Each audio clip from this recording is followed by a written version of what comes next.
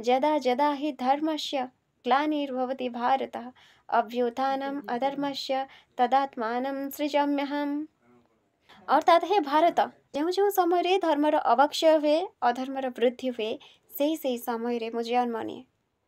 जेबे जेबे धर्मर अवक्षय हुए एवं पापर वृद्धि हुए सेबे सेबे ए धरा पृष्ठरे मु मो रूप सृष्टि करि थाए। अर्थात साधारण लोकंक सम्मुखरे जन्म नहीं थाए व प्रकट ही थाए। परित्राणाय साधूनां विनाशाय च दुष्कृतम् धर्म संस्थापनास्थाय संभवामि युगे युगे। साधु पुरुषर उद्धार पाई पापर विनाश पाई एही धरा पृष्ठरे मु जुगे जुगे जन्म निए।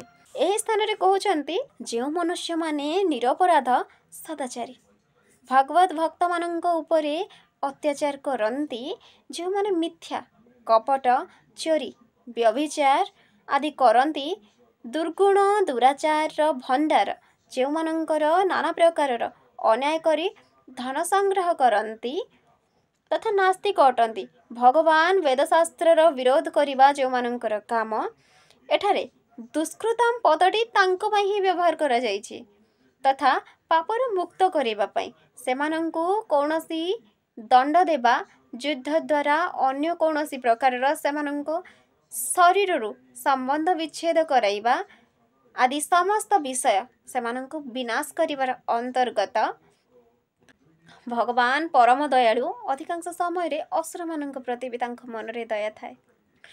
सेमानंकु पाप मुक्त करिबा पई बारंबार ईश्वर धरा पृष्ठ रे जन्म नियंती। दुष्ट मानंकर दुष्टता को दूर करिबा पई अनेक प्रकार तांक सुयोग दियंती। ईश्वर साधारणतः पापरु मुक्त करिबा पई अनेक प्रकार सुयोग दियंती, तांको अनेक प्रकार दंडर भय देखांती, अनेक किछि तांको सहित घटना घटांती।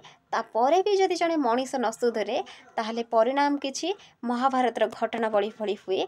जेमिति कि स्वयं भगवान कृष्ण दुर्योधन को बारंबार बुझेइथिले, तापरे भी दुर्योधन निजर मान पाई अहंकार वशत ईश्वरंकर से सचेतनता को से ग्रहण करि पारि नथिले बा ईश्वरंकर कथा को से मान्य करि नथिले एवं दिनकु दिन अत्याचार रो मात्रा बढ़िबारे लागिथिले एवं समय सहित तार परिणाम वशत कौरव वंश ध्वंस हो जाइथिला।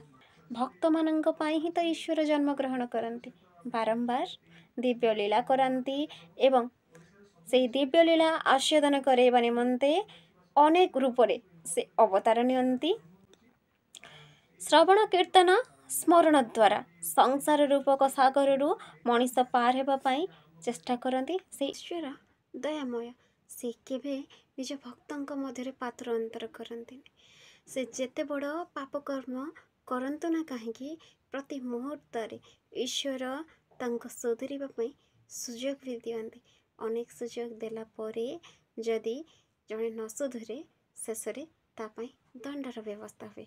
किछि एमिति जेतेबेले बापा माँ आकट करती पिलाटी को, पिलाटी शुणेनि किंतु जेतेबेले सहीबार सीमा पार हुए ता उपरे साधारणतः आकट करती। किंतु से आकटर अर्थ ता नुह जे बापा माँ पिला को भल पाती, किंतु अधिकांश समय रे जीवन रे आकट रहिबा जरूरी। तेणु एही स्थान रे ईश्वर अर्जुन को दर्शाउछंती जे जेतेबेले पिलाटीए भूल कले बापा माँ आकट करती, मु भी सेमती भक्त मानकर भूल कर्म को अनेक समय रे बदलैबा पई ताको सुयोग दी। किंतु जदि ता परे भी से न सुधरे ताहले दंड को भयंकर रूप निये। जेमिति कि समस्ते जानिथिबे जेतेबेले भगवान श्रीकृष्ण नृसिंह रूप नैथिले एवं नृसिंह अवतार रे जेतेबेले से प्रहलादं को निजर कोଳରେ धरिथिले सेतेबेले ही निजर क्रोध को शांत करै पारिथिले। यह हेउछि भक्त भगवान संपर्क। जुग जुग धरी भक्तटीए भगवान पई जेमिति व्याकुलित थाए, भगवान भी भक्तंक पई सेमति व्याकुलित ही रहिथांते। भक्त भगवान संपर्क परस्पर अति निविड़।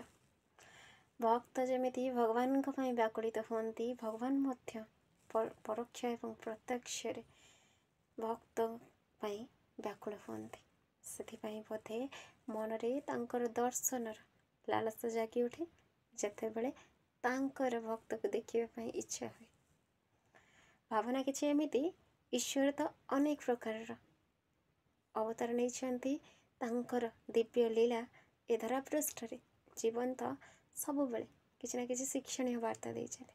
ତେଣୁ ଏହି ଶ୍ଲୋକରେ ଆମେ ଜାଣିଲୁ ଯେ ଭଗବାନ କାହିଁକି, କେତେବେଳେ, କ'ଣ ପାଇଁ ଏ ଧରା ପୃଷ୍ଠରେ ଜନ୍ମଗ୍ରହଣ କରନ୍ତି ଏବଂ ଯେତେବେଳେ ସେ ଜନ୍ମଗ୍ରହଣ କରନ୍ତି ସେ ସାଧାରଣ ମଣିଷ ଭଳି ଜନ୍ମ ହୁଅନ୍ତିନି, କିନ୍ତୁ ସେଇ ଲୀଳାକୁ ଆମେ ସାଧାରଣ ବୋଲି ଭାବୁ। Voice of the soul, Subhashree ମନର କଥା।